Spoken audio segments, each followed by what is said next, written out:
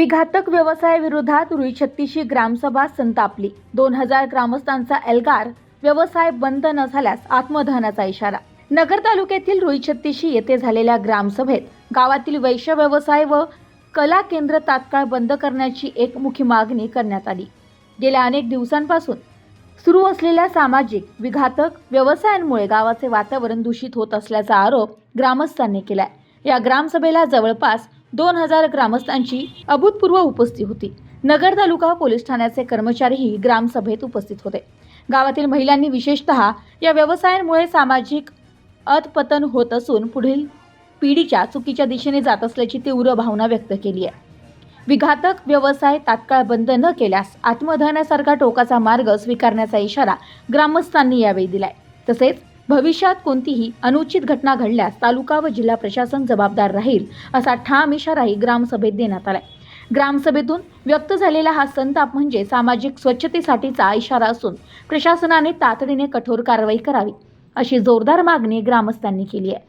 प्रतिनिधी अनिकेत गवळी, news today 24, Ahilyanagar. पाठीमागच्या 3 ग्रामसभा झाल्या. सर्वात आधी मुद्दा मी मांडला होता की रुई छत्तीसची गावातील वेश्या व्यवसाय बंद करण्यात यावा. तर याच्यावरती सर्व हे ग्रामपंचायत सरपंच सदस्य 3 ग्रामसभा त्यांनी काही त्याच्यात म्हणजे पुढाकार घेतला नाही.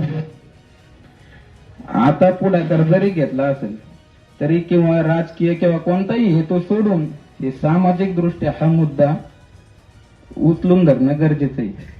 कारण 3 वर्ष झालंय आपलं तीन ग्रामसभा झाल्या. पहिला अर्ज केला होता विशाल सुरेश गोरे. विशाल सुरेश गोरेने इथं ग्रामपंचायत मध्ये ठराव घेण्यासाठी अर्ज केला होता. तर त्याला काही धंद्यावाल्यांनी त्याला विरोध केला, दमदाटी केली की तुझ्यावर आम्ही असं करू तसं करू. त्या मुलानं नाशिकला अर्ज केला. नाशिकला वेश्या व्यवसाय बंद होण्यासाठी आमरण उपोषण आयोजित समोर तिथं त्यांना अर्ज केला. त्यानंतर त्याला भरपूर धमक्या आल्या. आता त्याचं कसं आहे, त्याचे चुलते होते थोडे सुशिक्षित होते, त्याच्या पाठीमागे बॅकअप नाही. त्याला धमक्या दिल्या की आम्ही असं करू, आम्ही तसं करू, आम्ही तुला गाडी आता तू संध्याकाळी जातो.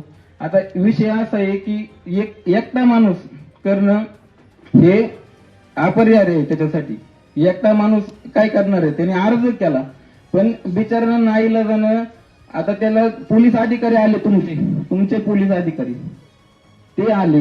त्यांनी धमकून की तुझ्या खोटा गुन्हा दाखल करू, काय खोटा गुन्हा दाखल करू तुझ्यावर, तू जर असं नाही केलं तर त्याला तो अर्ज त्याला ते पाठीमागे घ्यायला लावला. मी सकाळी त्याच्यापाशी 11 वाजल्यापासून 4 वाजेपर्यंत बसून होतो त्याच्यापाशी. त्याला इतक्या धमक्या दिल्या. बिचाऱ्यानं नाईलाजानं त्याच्या पाठीमागे कोणतं पाठबळ नसताना त्यावेळी मी उभा होतो त्याच्या पाठीमागे, बाकी कोणी नसताना त्यानं भरपूर म्हणजे प्रमाणातच अर्ज करणं, नाशिकला आयजीला अर्ज करणं म्हणजे एवढी सोपी गोष्ट नाहीये. आणि हा अर्ज त्यानं तक्रार खाली पण केला तुमच्या पोलीस स्टेशनला, तुमच्या तालुका पोलीस स्टेशनला. त्यानं एक अर्ज एसपीला पण दिला. तर तिथून पण काही प्रतिक्रिया आली नाही. त्याबद्दल नाशिकला अर्ज केला. नाशिकला अर्ज केल्याच्या नंतर तो नगर तालुक्याला आला.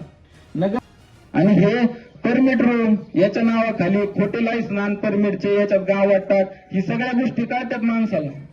कसं असतं, एकटा माणूस विरोध करू शकत नाही. माझ्या पद्धतीने मला जेव्हा विरोध करायचा होता गावात पहिल्यांदा मी विरोध केलाय त्याला. अगर बोलायचं थोडक्यात बोला, दुसऱ्यांना बी बोलायचं चालतंय. या ठिकाणी माझ्या आता प्रशासनाला एकच विनंती आहे, तुम्हाला 10 दिवसाची वॉर्निंग. ते सचिनदादा आत्मदहन आणि आमच्या जे कायदा हातात घ्यायच्या गोष्टी संगत राहत्या हे ध्यानात घ्या. धन्यवाद. तुम्ही जर नाही कायदेशीर कार्यवाही केली तर जेवढे सोबत येणार आहेत तेवढे मी सोबत या. ज्यांना बाजूला राहायचंय त्यांना बाजूला राहा.